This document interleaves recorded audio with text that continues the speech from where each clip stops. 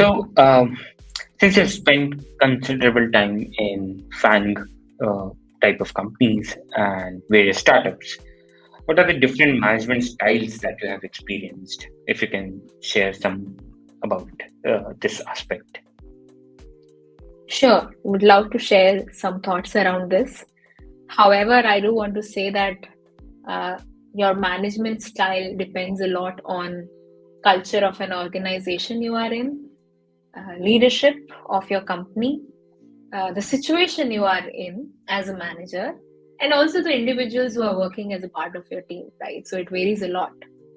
Uh, I have seen majorly two styles of management in my career so far.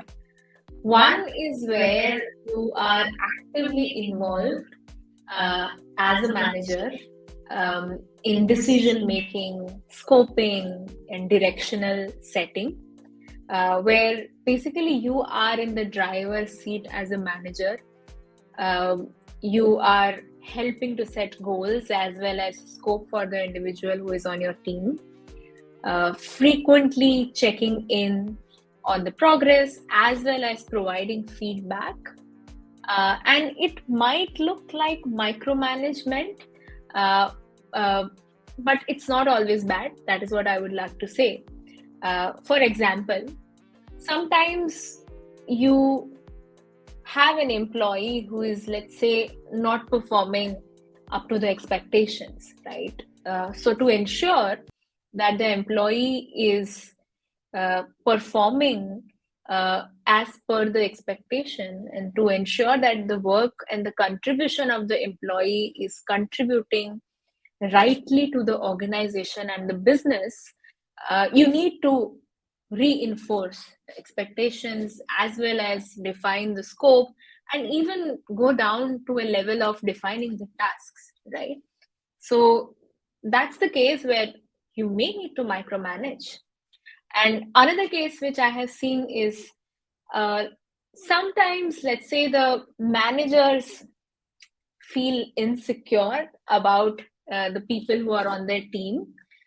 Maybe they are a little bit insecure looking at their skill sets or their way of working or their influence over other teams and members.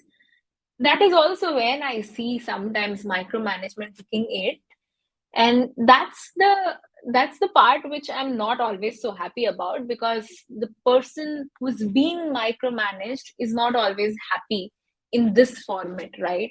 So this is one style basically where the manager is actively involved. I told both plus and the minus, right?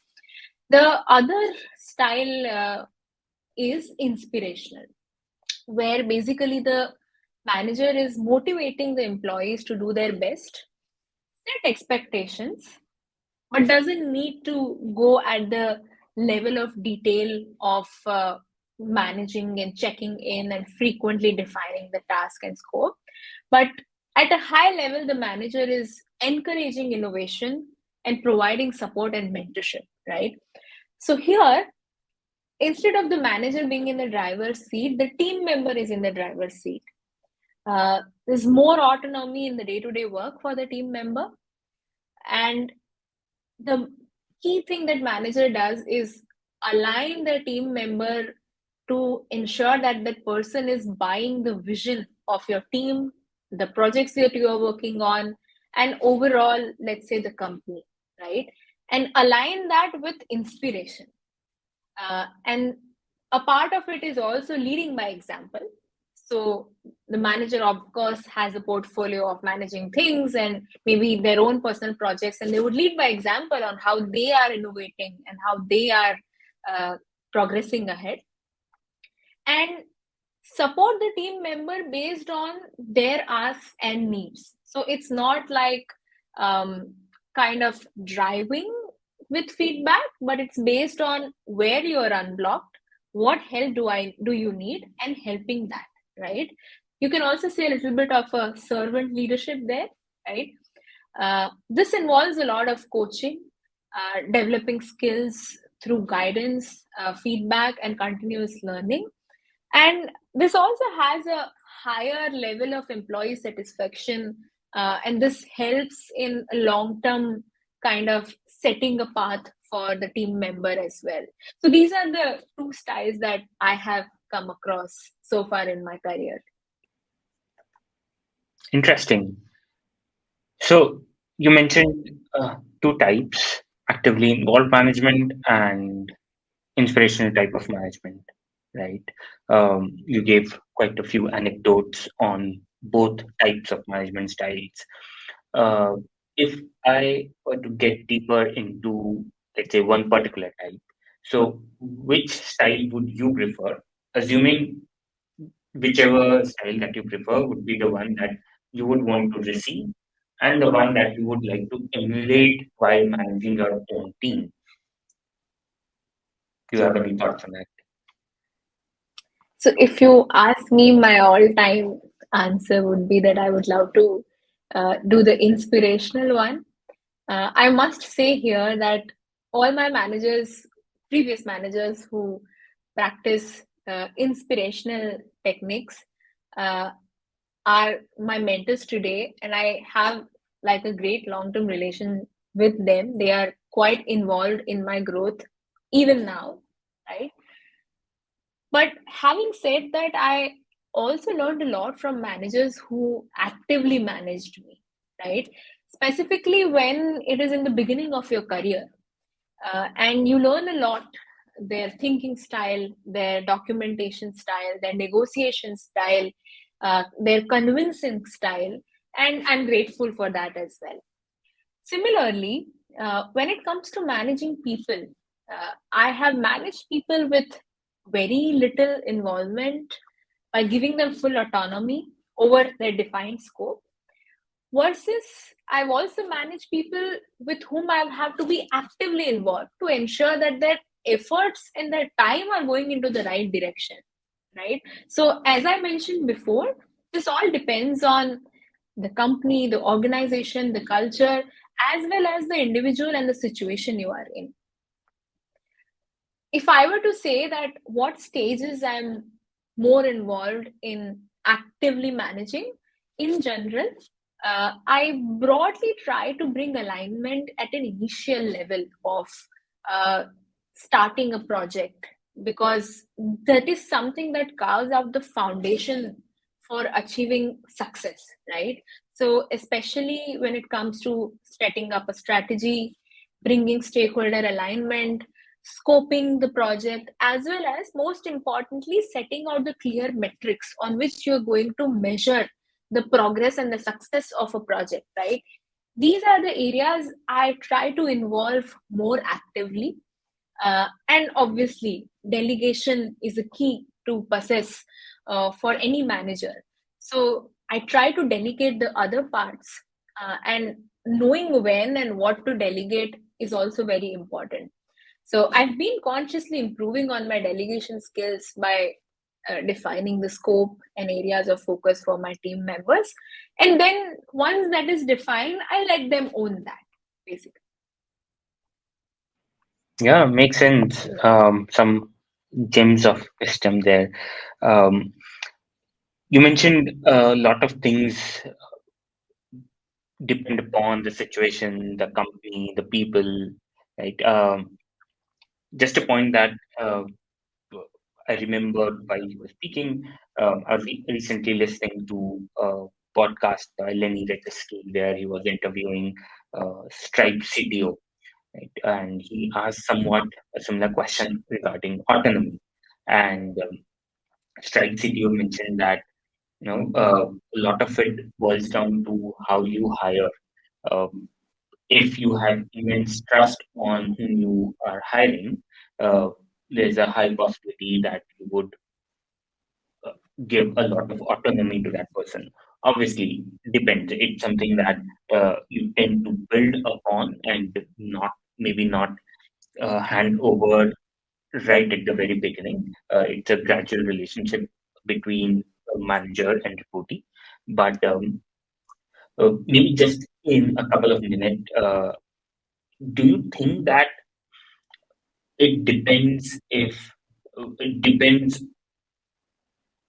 the relationship of reportee and manager depends uh, whether the same manager has hired that reportee in terms of obviously in the context of autonomy, right? So, do you think that is something that influences how a manager might uh, manage a reportee?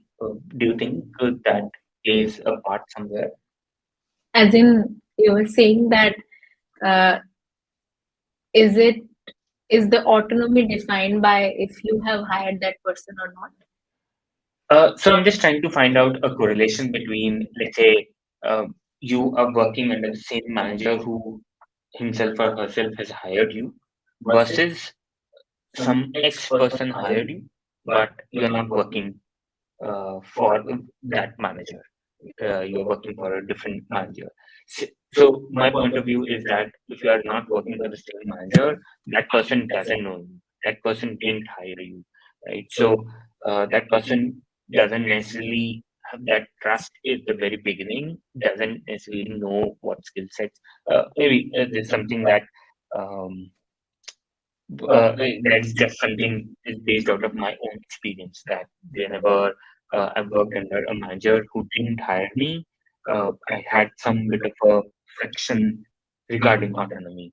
Whereas compared to the roles in which I worked for uh, the manager who hired me directly, I've had a much longer tenure, much longer cordial relationship, and much better trust, obviously with respect to autonomy in what I deliver. So that's what Yeah. I wanted to touch base on. So I think I worked with all the managers who have hired me, Mm. right? So I haven't seen where someone else hired me and then I'm working for someone else. At the same time, I've always managed people whom I have not hired, right? So it's something which and those, like, all the people who've been on my team have been hired before me, right? So they've been good people who help me on board as well, in a way. But I think it's difficult to bring correlation to this point, but it all boils down on two things. One is the expectations, right? And second is the same thing that you mentioned, which is trust, right? So, irrespective of who hired whom, if the expectations are clear on what has to be performed by someone in this role, right? Then it's good for the managers as well as the person who is on the team, right? Uh, if, let's say, there are two managers and their thinking styles and portfolio are very different, then obviously the person on the team might feel that uh, X person hired me, but then Y person is giving me some different work, kind of a thing. And the Y person might also have a mismatch that I am expecting this person to do this, but the person is not doing it as per my expectation, right? So again, it all boils down to expectation. And second is the trust.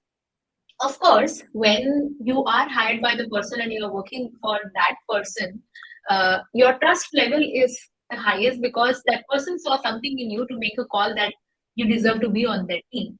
But it's also not something that cannot be developed over the period of time, right? So I would say that it is something that can be developed, it can be earned, and it could work as long as your core expectations are aligned, right? So that's my 2 cents. Makes sense, absolutely. Everything boils down to trust, which can be honed over a period of time. Amazing.